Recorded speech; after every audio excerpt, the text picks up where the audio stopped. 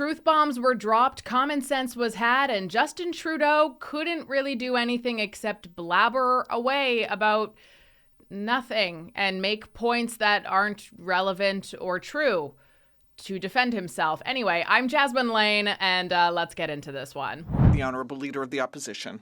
It would be bad enough for the Prime Minister to want to give our energy jobs to the Americans who've doubled their production over the last couple of decades, but he wants to actually give it over to the Venezuelan, Iranian, and Russian dictatorships by cutting Canadian energy production by 35%.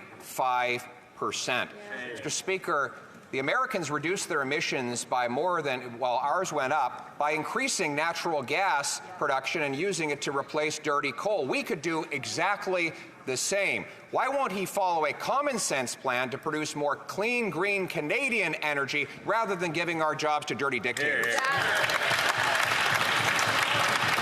The Right Honourable Prime Minister. Performance was designed to distract from is the fact that under the Conservative government of Mr. Harper and that current leader, they couldn't get anything built. We built the Trans Mountain Pipeline extension.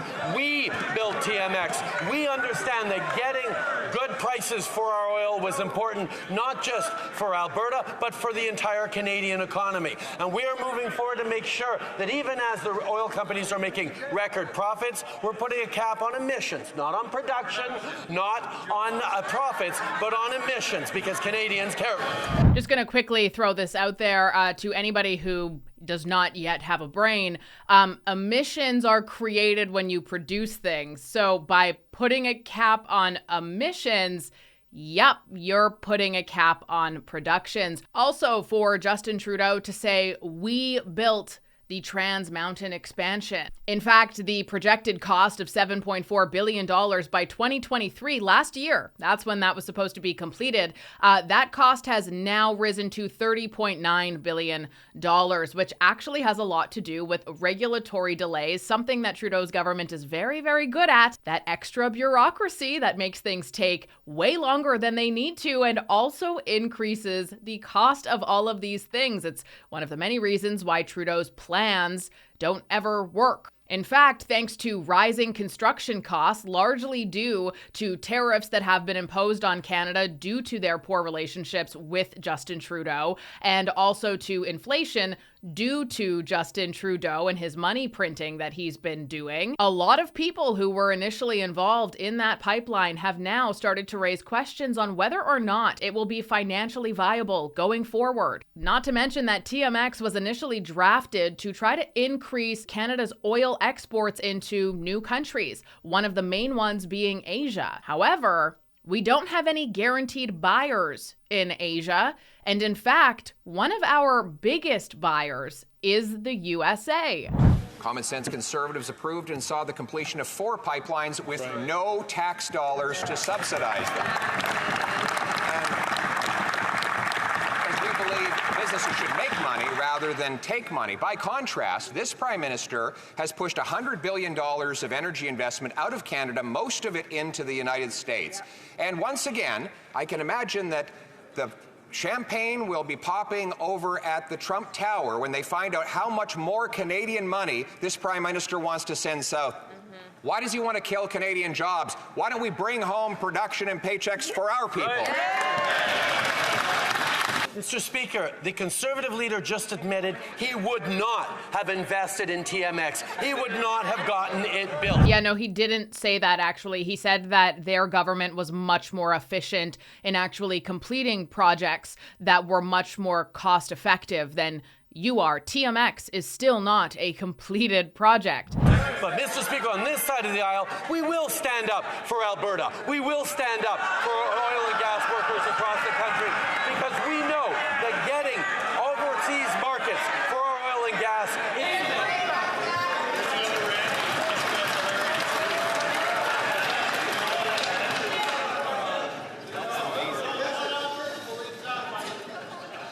Colleagues, it should be possible for the honourable member from Lakelands, please.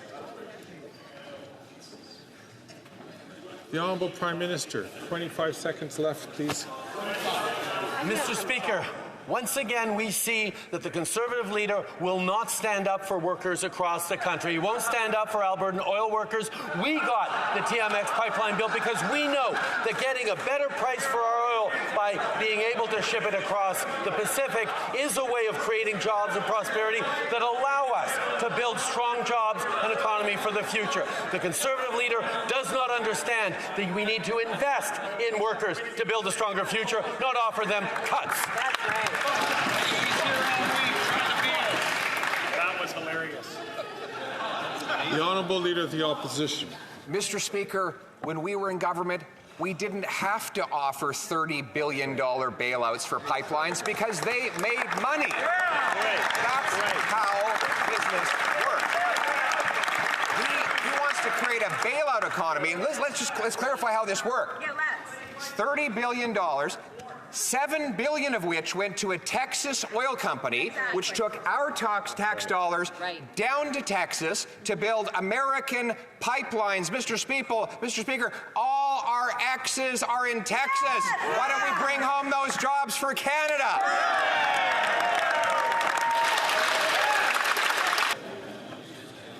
The Right Honourable Prime Minister.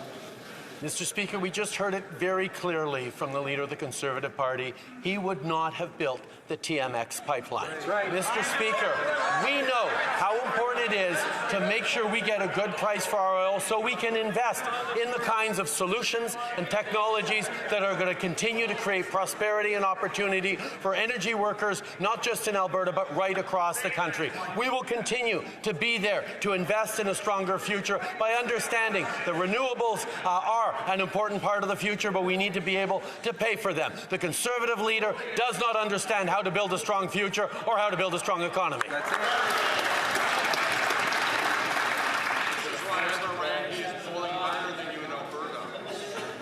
You know what I think is actually the biggest takeaway if you're reading in between the lines of this and also just looking at the past history? It's that the Trudeau government isn't just bad, it's weak. And it is so unbelievably lazy. There are so many weak and lazy policies that don't actually fix anything. Sometimes they sound nice, and then you look into the details of them and you realize, nope, this was a Band-Aid. I mean, think about Trudeau's response to our healthcare system. We had people who were struggling, who needed mental health help, who needed a physician. They needed to not be waiting in a walk-in clinic for 5 hours. They needed to have a family doctor. And what did Trudeau do to fix that? Well, he started using our taxpayer dollars to end their life with medical assisted death, compassionate end-of-life care, dying with dignity, they call it, where it was being recommended to people who were terminally ill, people who weren't terminally ill, and people who are depressed or maybe deal with anxiety or ADHD. People who really just need somebody to be their friend, to support them, to understand them, listen to them, to give them hope and provide comfort. The most rational way to deal with problems like that would be for the government to focus very heavily on the state of its people. What's getting them down? How can I fix it? I love you. I'm here for you. I care for you. I'm here for Canadians. He's the one who says it. He could have made sure that Canadians had access to doctors because it's not like we are short of people who want to pursue such professions. He could have made sure that our system was set up so that people could be properly treated, that they could be comfortable until their time on this earth is no more. But Justin Trudeau instead manipulated and misled the public into believing that this was the best course of action. This was the best use of your tax dollars. Instead of investing more into the system, let's just get rid of the people who need it the most. Let that sink in. And those lazy and weak decisions run rampant within his government, who wants to look good more than they actually want to do good. And you want to know what the craziest thing is? It's very easy to look good when you're actually doing good. In fact, when you're doing good, You don't have to convince anybody. I'm Jasmine Lane. That is it for me today. I did go on a little bit of a rant there. Sorry, not sorry. If you've made it this far and are not yet a part of our little YouTube family, be sure you subscribe to the channel. You can also like the video and comment your thoughts down below.